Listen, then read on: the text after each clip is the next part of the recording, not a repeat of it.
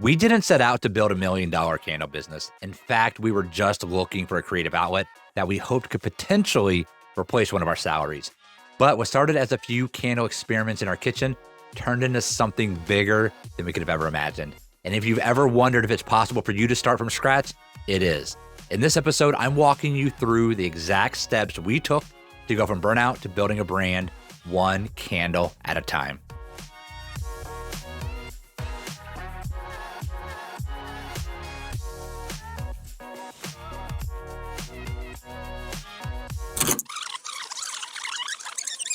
So let's rewind a few years and walk through exactly how it all began, the mistakes, the learning curves, and the turning points that laid the foundation for everything we've built. So to get started, I want to introduce myself. I'm Sabastian Garsnett, the co-founder of Garsnett Beacon Candle Company, alongside my husband, Chad, and the founder of Candlebusiness Pro. So how did we even get into candle making? So let's go back to 2021, 2022, that time of our lives and probably of your lives that is kind of a blur. We're all living at home full-time, not leaving the house for anything but maybe some groceries here and there. And most of us were also working from home. We were both working from home, doing our 9-to-5 jobs. I was working actually for a podcast network in Indianapolis, and Chad was working for a title company doing numbers, processing, things like that.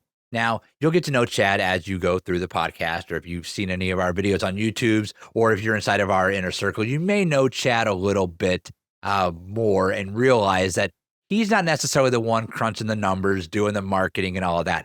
He's the creative mind behind our brand. He's the one that loves to do the scent blending. He's the one that has a vision for our labeling. That is how his mind works. I like to focus on growing the business. So we do have a benefit that both of us are in the business now, but that's not how it started. This started as a creative outlet for Chad that he needed to stay sane during a time of the world where we didn't know what was going on, right? So he discovered candle making during that time by buying a simple candle making kit online. I'm sure that you have probably seen those. They're less than $100. They're going to come with a pitcher, a candy thermometer, a little bit of wax, a little bit of oil, and some very basic instructions of how you're going to use your stove to melt that wax. When you're going to add that oil into that, they're going to give you a few wicks. You're going to make this candle. And our assumption is going to be that we are now candle makers. Obviously, that's not how it ends up working out. Those first candles were horrible. Those first candles, the testing phase of those were exhausting. We started doing all kinds of things to try to make it work because we were determined to figure out why our candles did not turn out like those candles that we buy from the store. So when those first candles did not turn out, I think we went down every single rabbit hole possible. We watched every YouTube video. We read every article, every blog. We looked for podcasts. We were looking for answers of why our candles weren't turning out the way that we imagined they would.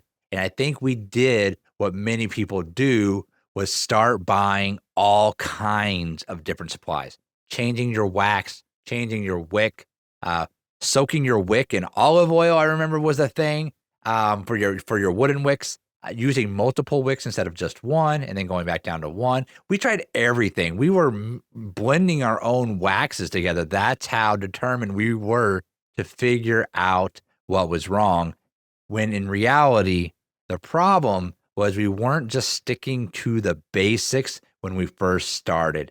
That's what I would encourage every maker out there to do, is get the basics down, and then you can start adding in all the variables. For us, and what we teach inside now our Candlebusiness Pro candle making course, is the least amount of variables, the better. One vessel, one wick, one wax, one oil. Make that candle safe, have great hot throw, and something that you would be proud to sell. Then start adding in those other variables. Start getting into the different types of wax. Start blending your own scent creations. Start doing larger 2-wick candles or 3-wick candles, things like that. Getting into the wooden wicks is another thing that you can start doing then. But when you're first starting out, stick to the basics. We have made the most money in our candle shop with a candle that is one wax, one wick, and one oil. That is what we built our brand on. Chad loves to scent blend, so we do the majority of our candles are scent blended, not just a repurposed oil out of the bottle. But when you're first starting out, that oil out of the bottle is just fine, smells fantastic from the supplier, and your customers do not know that if your supplier blended that, if you blended that, and they don't care. There's no less value in that candle from you not creating your own custom blend. So just keep that in mind. So when you're first starting out, I highly, highly recommend sticking to the basics, and you can build $1 million business. Now, when it comes to choosing a supplier to get the majority of your supplies from, you're going to have a lot of options. There are so many different candle making suppliers out there. What I would recommend is when it comes to your oils, certainly you're going to have a lot more opportunity out there. There are so many small businesses that you can support when it comes to those oils as well. That's fantastic if you find something that you think is going to really work with your customer that you had in mind that you're going to be making these candles for. But when it comes to your waxes and your wicks, I would be cautious with buying what I call like designer products, right? Like a new product that just came onto the scene and we don't really know much about it, but there's a lot of hype about it. There's a lot of marketing behind this one specific wax or this special new wick, something like that that comes out. I would be a little cautious about that. The reason is oftentimes businesses just fail and new product lines just fail. That's just the reality of business. And I want to build my brand on at least the foundational things, wax and wicks, that I know if this supplier ends up running out or a short supply, or they just go out of business altogether, it's not going to stop my business from operating, that I will be able to pivot very quickly. When it comes to oils, we're always that with the season, oils are changing, right? And so you're going to see oils go out and leave, even from these larger suppliers that may be doing fantastic with that oil now. At some point, they're going to cycle through. That's just the reality of it. You can usually find other suppliers that are going to carry something, if not exactly the same, very similar, or you can even work to get that oil that you loved replicated. So that's something that we can do. And in fact, we actually do that. There is a supplier that we got an oil from that we loved. They stopped carrying that. So we went to a manufacturer of oils and they make that for us. But you're buying that in a larger quantity. I think we have to buy that in like 15 pounds of that one oil. And when you've got hundreds of oils, that's not ideal, but it is okay and it works for us. But if our wax supplier stopped carrying that wax and there was no other wax supplier with that wax, we would have to literally rebuild out our business, because our business is based on, we've got that single wax that we're using, and then we're adding these other variables to it. And it's based on that wax, because every wax wick combination is going to be different. We will have to go back and retest all of our candles. We are up to 78 candles now in our brand with the different collections that we have. I don't want to think about the process of going back and retesting every single one of those waxes. What I like to do is have a solid wax that multiple suppliers have. It gives us the confidence that manufacturer of that wax is going to be around.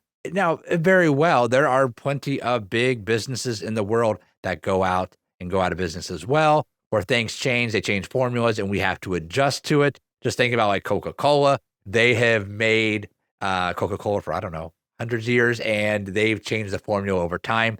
That could possibly happen with the wax that we are using, but I hope not. So I would have a higher rate of confidence in a supplier that is carrying a product that you'll be able to get multiple places. But when it comes to fragrance oils, have fun, select from different suppliers, support small business. We love supporting small business, so we actually don't limit who we get our oils from. I think we have like 7 different suppliers of our oils. In fact, in the show notes, you can get a checklist of every single supply that we use, from our vessels to our wax, to our oils, to our wicks, to our scales, our hot gun, all that stuff. We have a free list and you can download it right on our website. So see that in the show notes to link out to that. And that actually will have the updated supply list of who we use for our brand, as well as all the tools. And you can get that completely free. So, all right, enough of the supplies. Let's talk about the early stages of Garsnett Beacon Candle Company and how it was born.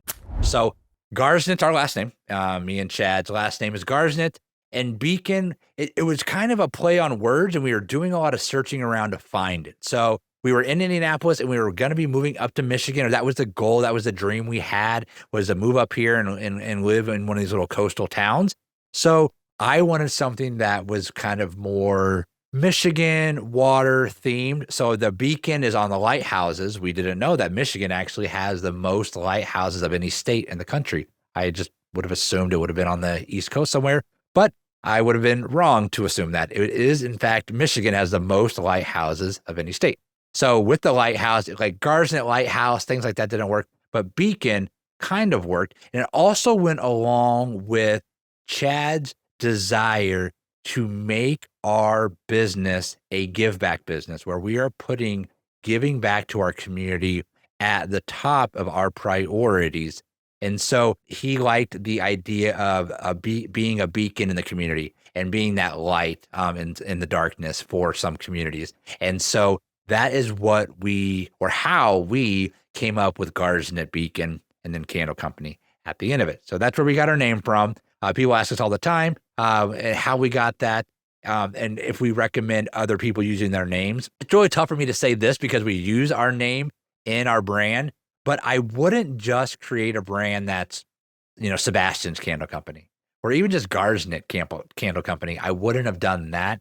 There's nothing relatable to it to someone that doesn't know us or doesn't know our story, right? So if my candles are just online, someone discovers it and it was like Sebastian's Candle Company, they're not going to know me. Do they want my name in their house? Like it's too personal, I think, when it comes to trying to expand your business. So I wouldn't want to do like Sabastian and Chad's Crafts, or I wouldn't want to do anything that no one can understand.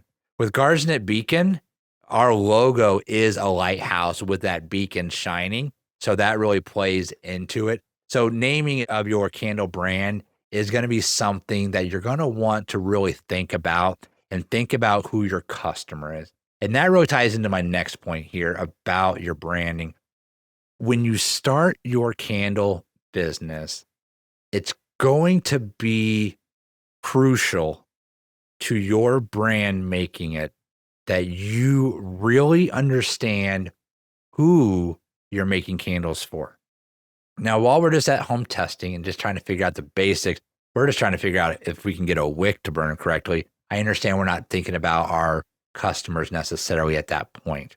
But once you start getting into branding and coming up with a name for your company and a logo for your company and what kind of vessels that you're going to want to make your candles in long term, things like that, you really have to have your customer in mind.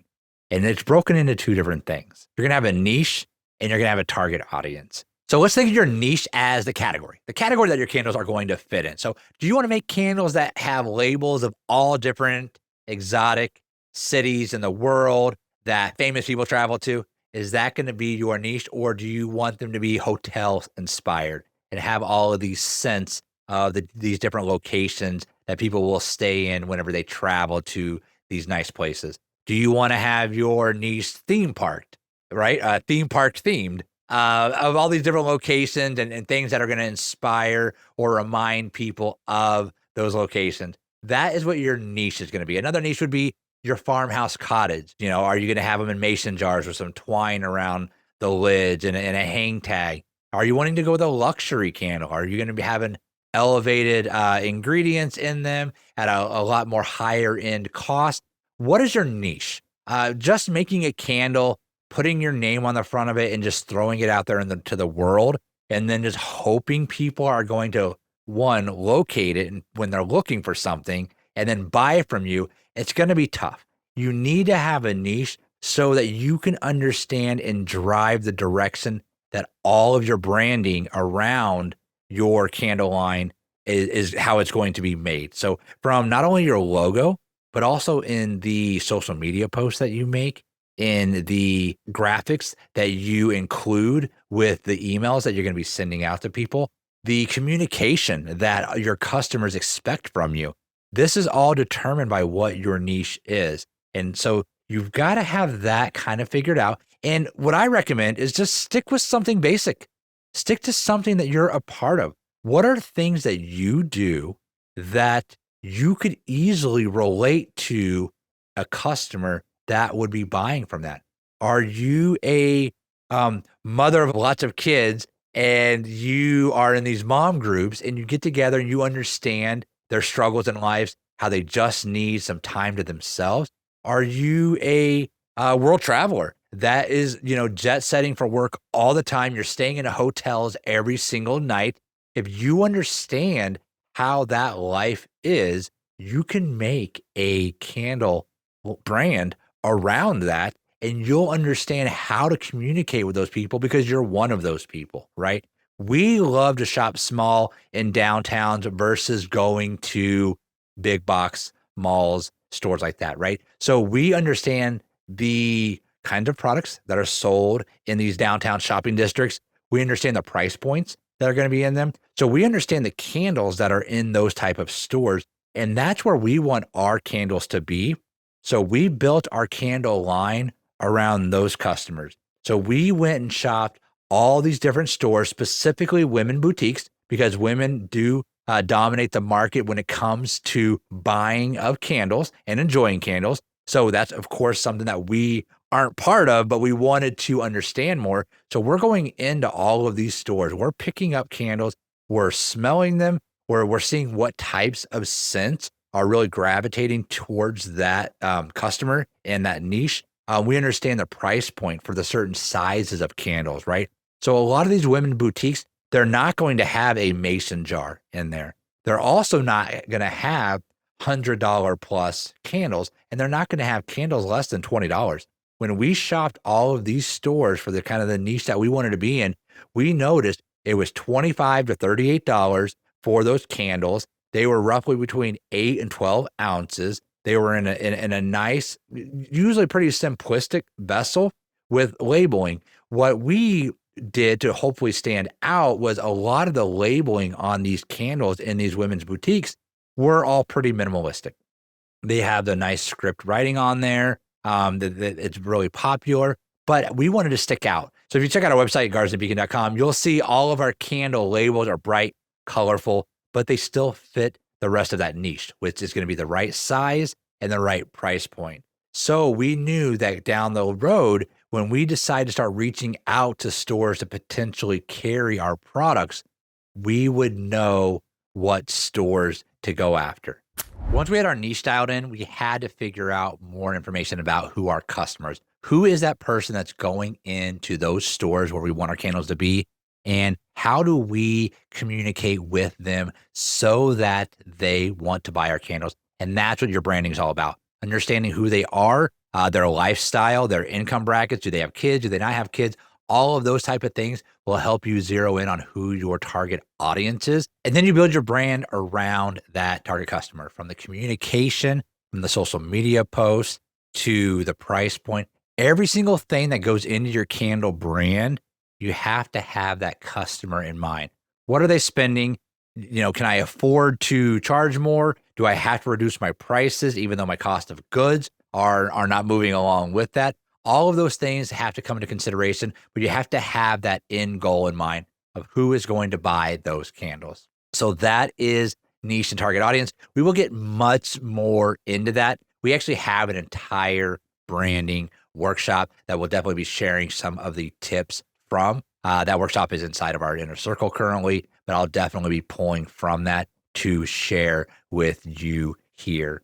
Let's talk about how we first got Garsnett Beacon Candle Company out into the world. The way we did it, and I would highly recommend you all doing this same process.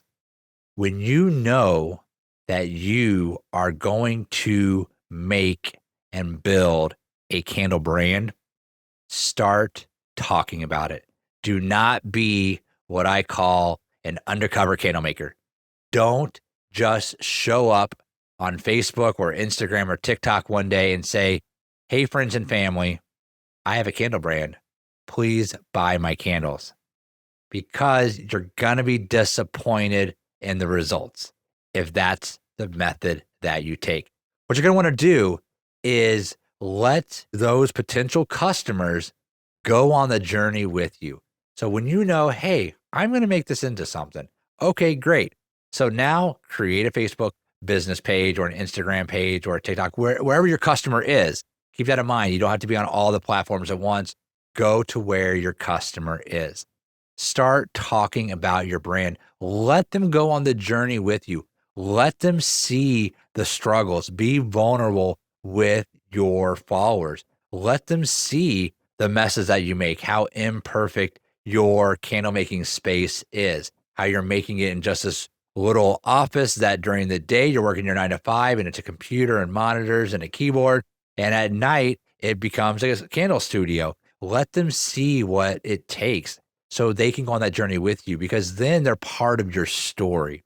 So in a few months, when you are ready to start selling and you finally have that finished product, you're going to have those people lined up to support you, and you're going to have a really successful launch. When we launched our candle brand, we had like a $3,000 weekend. And this is friends and family. We didn't know people in the community yet because we had just moved here to Michigan. So these are people that we allowed to watch us for over 2 months, go on this journey of frustration and small wins and finding, whenever we got our logo done, we were able to share that with them. And so we had these people cheering us on. So once they could actually buy something from us, a lot of those people did. So that was a fantastic weekend, really a week. It was so much. I'm sure we'll share photos. But after that initial week, when all of those people that have gone on that journey with us have purchased from us and supported us, that's when the real work starts. That's when you now need to shift gears from making your product and figuring all of that out to now selling your product and understanding how to get your product into potential buyers' hands, whether that's going to be through Shopify, Etsy, doing markets, doing fundraisers. Do you want to open a brick and mortar store? We've done all of those. We now have 3 brick and mortar stores. We've got 140 plus wholesale accounts. You want to do that yourself with the wholesale route. There's so many different ways to go. We're going to cover all of those on this podcast. So just to recap today, starting a candle business isn't about getting everything perfect. In fact, we're 4 years into it and we're not even close to perfect. It's all about starting with a purpose. You got to test, simplify, and build with your customer in mind. Now in episode 2, we'll talk about how we began selling from online to markets to wholesale to eventually our first storefront. Thank you so much for listening to the Candle Business Pro podcast. If you found this episode helpful, we would love it if you'd leave us a rating and a review. It really helps us reach more makers like you. And if you're ready to take the next step in your candle business journey, head over to candlebusinesspro.com to explore our free resources, our courses, and our community. We're here to help you go pro. Thank you so much for listening. Have a great day.